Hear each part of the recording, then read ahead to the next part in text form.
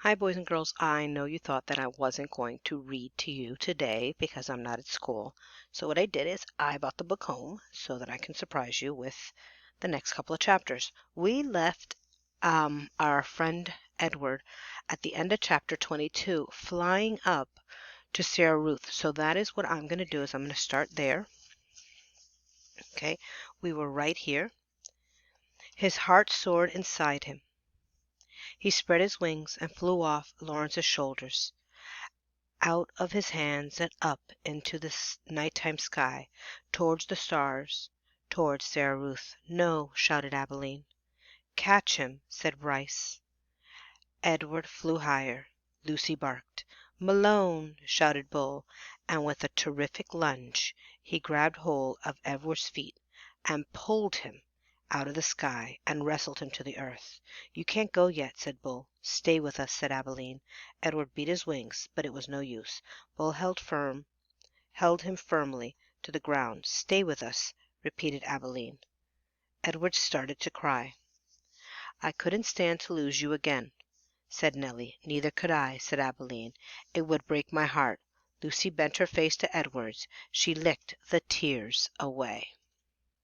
So I wanted to talk about the symbolism being used in chapter 22.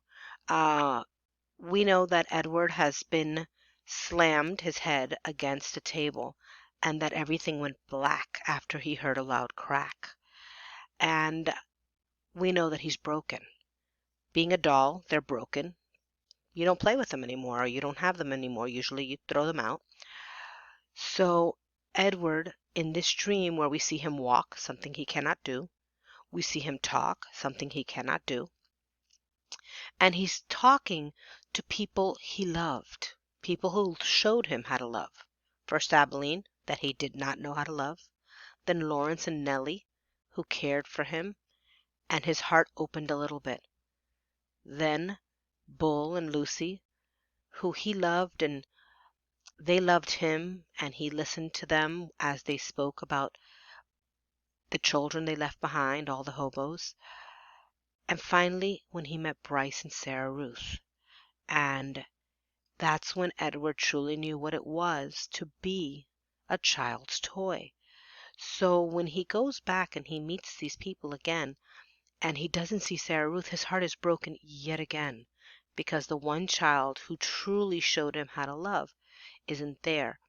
And it's symbolic in that Sarah Ruth is now a star, something that Edward has always loved to look at and has dreamed of touching.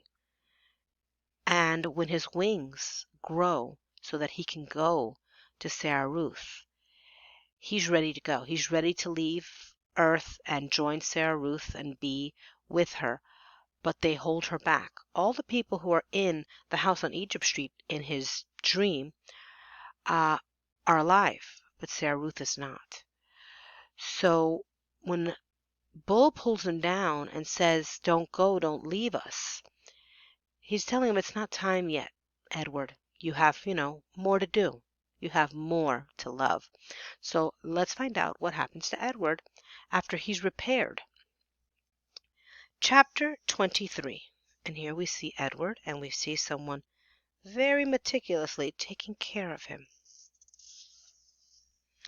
"Exceedingly well made," said the man who was running a warm cloth over Edward's face. "A work of art, I would say. A surprisingly, unbelievably dirty work of art, but art nonetheless, and dirt can be dealt with, just as your broken head has been dealt with." Edward looked into the eyes of the man. "Ah, there you are," said the man. "I can see that you are listening. Your head was broken. I fixed it. I brought you back from the world of the dead." "My heart," thought Edward, "my heart is broken." "No, no need to thank me," the man said. "It's my job, quite literally. Allow me to introduce myself. I am Lucius Clark, doll mender.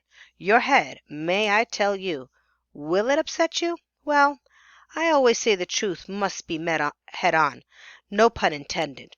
Your head, young sir, was in 21 pieces." 21 pieces? Edward repeated mindlessly. Lucius Clark nodded. 21, he said. All modesty aside, I must admit that a lesser doll mender without my skill might not have been able to rescue you. But let's not speak of what might have been. Let us speak instead of what is. You are whole. You have been pulled back from the brink of oblivion by your humble servant, Lucius Clark. And here Lucius Clark put his hand on his chest and bowed deeply over Edward. This was quite a speech to wake up to, and Edward lay on his back trying to absorb it. He was on the wooden table. He was in a room with sunshine pouring in from the high window. His head apparently had been in 21 pieces and now was put back together into one. He was not wearing a red suit. In fact, he had no clothes on at all. He was naked again, and he did not have wings. And then he remembered Bryce, the diner, Neil swinging him through the air. Bryce! You are wondering perhaps about your young friend, said Lucius, the one with the continually running nose.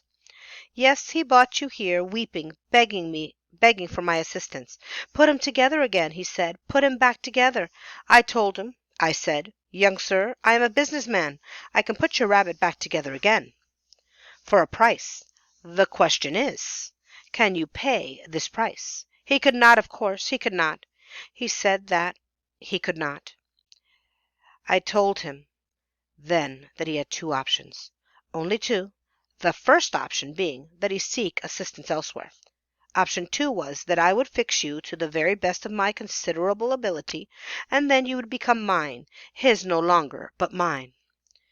Here Lucius fell silent. He nodded, agreeing with himself. Two options only, he said, and your friend chose option 2. He gave you up so that you could be healed. Extraordinarily, really. Bryce, thought Edward. Lucius Clark clapped his hands together. But no worries, my friend, no worries. I fully intend to keep up my end of the bargain. I will restore you to what I perceive to be your former glory. You shall have rabbit fur ears and a rabbit fur tail. Your whiskers will be repaired and replaced, your eyes painted to a bright and stunning blue. You will be clothed in the finest of suits, and then some day I will reap the return on my investment in you. All in good time, all in good time. In the doll business we have a saying, there is real time and there is doll time. You, my friend, have entered doll time. And you know that Edward doesn't like dolls. And I'm pretty sure you guys can guess who that is. That's Bryce. Chapter 24. And so Edward Tulane was mended, put together again, cleaned and polished, dressed in an elegant suit, and placed on a high shelf for display. From this shelf Edward could see the whole shop, Lucius Clark's workbench, and the window to the outside world, and the door that the customers used to enter and leave. From this shelf Edward saw Bryce open the door one day and stand in the threshold, the silver harmonica in his left hand flashing brightly in the sunlight flooding in through the windows. Young sir, said Lucius, I am afraid that we made a deal. And there's Bryce, and there's Edward, and there's Lucius. Can't I see him? Said Bryce. He wiped his hand across his nose, and the gesture filled Edward with a terrible feeling of love and loss. I just want to look at him. Lucius Clark sighed. You may look, he said. You may look, and then you must go, and not come back. I cannot have you in my shop every day mooning over what you have lost. Yes, sir, said Bryce. Lucius sighed. He got up from his workbench and went to Edward's shelf, and picked him up and held him so that Bryce could see him. Hey, Jangles, said Bryce. You look good. The last time I seen you, you looked terrible. Your head was busted in, and he is put together again, said Lucius, as I promised you he would be. Bryce nodded. He wiped his hand across his nose. Can I hold him? He asked. No, said Lucius. Bryce nodded again. Tell him good-bye, said Lucius Clark. He is repaired. He has been saved. Now you must tell him good-bye. Good-bye, said Bryce. Don't go, thought Edward. I won't be able to bear it if you go. And now you must leave, said Lucius Clark. Yes, sir, said Bryce. But he stood without moving, looking at Edward. Go, said Lucius Clark. Go. Please, thought Edward, don't. Bryce turned. He walked through the door of the doll mender's shop. The door closed. The bell tinkled, and Edward was alone. Oh, just what Edward doesn't like. Little dollies and dresses. Chapter 25. Technically, of course, he was not alone. Lucius Clark's shop was filled with dolls, lady dolls and baby dolls, dolls with eyes that opened and closed, and dolls with painted-on eyes, dolls dressed as queens, and dolls wearing sailor suits. Edward had never cared for dolls. He found them annoying and self-centered, twittery and vain. This opinion was immediately reinforced by his first shelf-mate, a china doll with green glass eyes and red lips and dark brown hair. She was wearing a green satin dress that fell to her knees. "What are you?" she said in a high-pitched voice when Edward was placed on the shelf next to her. "I am a rabbit," said Edward. The doll let out a small squeak. "You're in the wrong place," she said. "This is a shop for dolls, not rabbits." Edward said nothing. "Shoo!" said the doll. "I would love to shoo," said Edward, "but it is obvious that I cannot." After a long silence the doll said, "I hope you don't think that anyone is going to buy you." Again Edward said nothing. "The people who come in here want dolls, not rabbits. They want baby dolls or elegant dolls such as myself, dolls with pretty dresses, dolls with eyes that open and close." "I have no interest in being purchased," said Edward. The doll gasped. "You don't want somebody to buy you," she said. "You don't want to be owned by a little girl who loves you?" Sarah Ruth, Abilene, their names went through Edward's head like the notes of a sad, sweet song. "I have already been loved," said Edward. "I have been loved by a girl named Abilene. I have been loved by a fisherman and his wife, and a hobo and his dog. I have been loved by a boy who played the harmonica, and by a girl who died." "Don't talk to me about love," he said. "I have known love." This impassioned speech shut up Edward's shelf-mate for a considerable amount of time. "Well," she said at last, "still, my point is that no one is going to buy you." They did not speak to each other again. The doll was sold 2 weeks later to a grandmother who was purchasing her for a grandchild. "Yes," she said to Lucius Clark, "that one right there, the one with the green dress. She is quite lovely." "Yes," said Lucius, "she is, isn't she?" And he plucked the doll from the shelf. "Good-bye, and good riddance," thought Edward. The spot next to the rabbit stayed vacant for some time. Day after day the door to the shop opened and closed, letting in early morning sun or late afternoon light, lifting the hearts of the dolls inside, all of them thinking when the door swung wide that this time, the person entering the shop would be the one who wanted them. Edward was the lone contrarian, meaning contrary, against. He prided himself on not hoping, on not allowing his heart to lift inside of him. He prided himself on keeping his heart silent, immobile, closed tight. "I am done with hope," thought Edward Tulane. And then one day at dusk, right before he closed the shop, Lucius Clark placed another doll on the shelf next to Edward. So, Edward's given up. He doesn't want to love anymore. Now that he knows what love is, he's very sad. So we're going to read chapter 26, and this is the turning point. I want you guys to listen very carefully to what happens in chapter 26. And here's Edward, and here's the new doll that was placed next to him. "There you are, my lady. Meet the rabbit doll," said Lucius. The doll mender walked away, turning out the lights one by one. In the gloom of the shop Edward could see that the doll's head, like his, had been broken and repaired. Her face was, in fact, a web of cracks. She was wearing a baby bonnet. "How do you do?" she said in a high, thin voice. "I am pleased to make your acquaintance." "Hello," said Edward. "Have you been here long?" she asked. "Months and months," said Edward. "But I don't care. One place is the same as another to me." "Oh, not for me," said the doll. "I have lived 100 years, and in that time I have been in places that were heavenly and others that were horrid. After a time you learn that each place is different, and that you become a different doll in each place too. Quite different." 100 years?" said Edward. "I am old. The doll mender confirmed this. He said as he was mending me that I am at least that. At least 100. At least 100 years old." Edward thought about everything that had happened to him in his short life. What kind of adventures would would you have if you were in the world for a century? The old doll said, "I wonder who will come for me this time. Someone will come. Someone always comes. Who will it be?" "I don't care if anyone comes for me," said Edward. "But that's dreadful," said the old doll. "There's no point in going on if you feel that way. No point at all. You must be filled with expectancy. You must be awash in hope.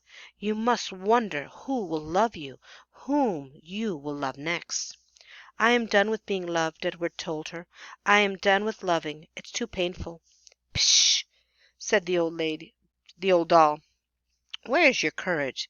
"Somewhere else, I guess," said Edward. "You disappoint me," she said. "You disappoint me greatly.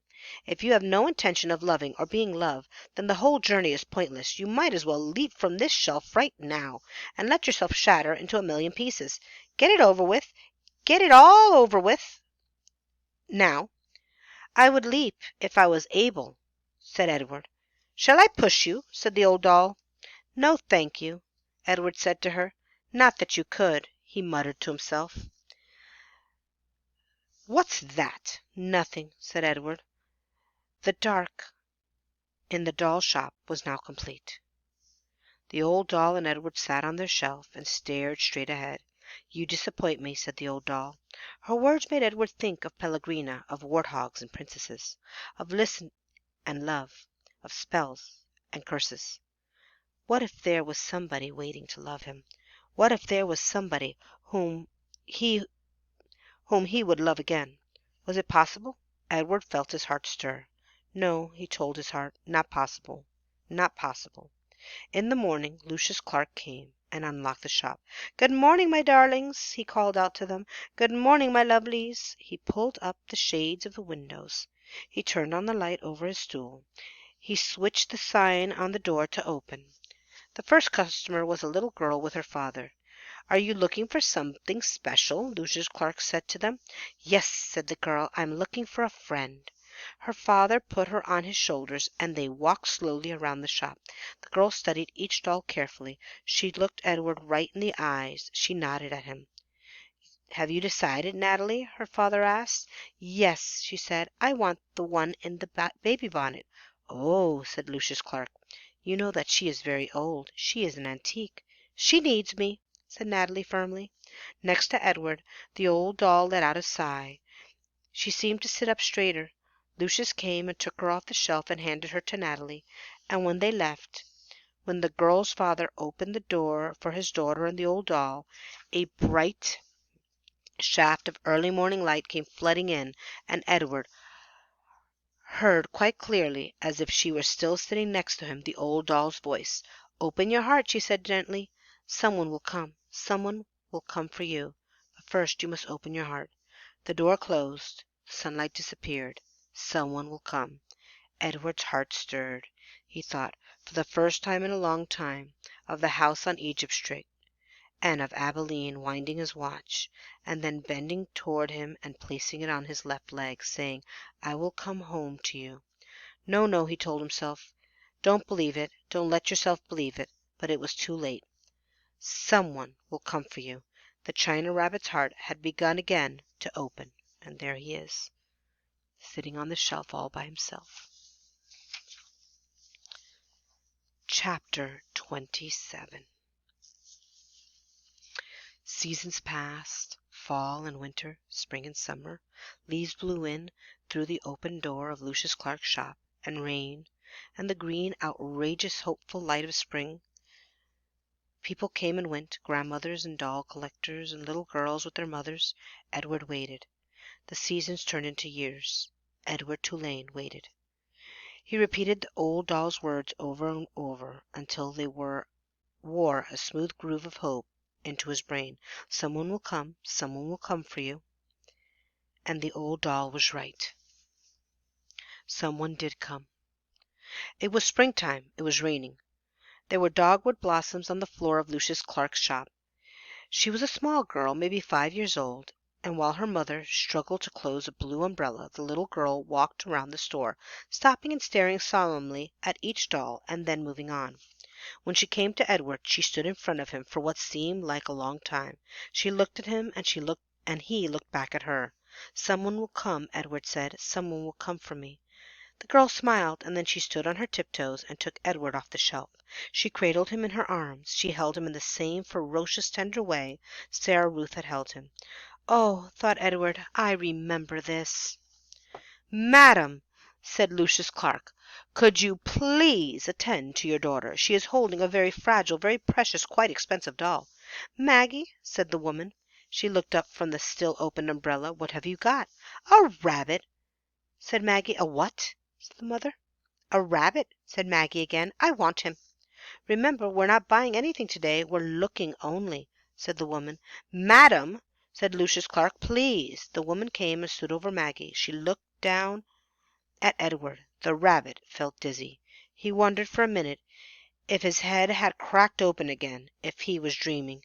"Look, mamma," said Maggie. "Look at him." "I see him," said the woman. She dropped the umbrella. She put her hand to the locket that hung around her neck, and Edward saw then that it was not a locket at all. It was a watch, a pocket watch. It was his watch. "Edward!" said Abeline. "Yes," said Edward. "Edward!" she said again, certain this time. "Yes," said Edward. "Yes, yes, yes. It's me." And as you can see, I get a little emotional because it's so pretty. She found her doll, and he was back with the first little girl who loved him, the one he didn't know how to love, and who he loves now. So we're going to read what's called a coda, and it's kind of just a summary of what's going on, what went on in the book. So just listen because it's quite beautiful what Kate DiCamillo wrote. Once there was a China rabbit who was loved by a little girl. The rabbit went on an ocean journey and fell overboard and was rescued by a fisherman. He was buried under garbage and unburied by a dog. He traveled for a long time with the hobos and worked for a short while as a scarecrow. Once there was a rabbit who loved a little girl and watched her die. The rabbit danced on the streets of Memphis. His head was broken open in a diner and was put together again by a doll mender, and the rabbit swore that he would not make the mistake of loving again. Once there was a rabbit who danced in a garden in the springtime with the daughter of the woman who had loved him at the beginning of his journey. The girl swung the rabbit as she danced in circles. Sometimes they went so fast, the two of them, that it seemed as if they were flying. Sometimes it seemed as they both had wings. Once, oh marvelous once, there was a rabbit who found his way home. And now that we have read Edward Tulane, like I've said before, Kate DiCamillo is one of my favorite authors, and we have read Because of Winn-Dixie, which is one of her books, and this one we'll be reading one or two more of her books throughout the year. But I hope you enjoyed it. I did make a quiz, so now that you've watched this, you are going to take the quiz, and I will see you guys tomorrow.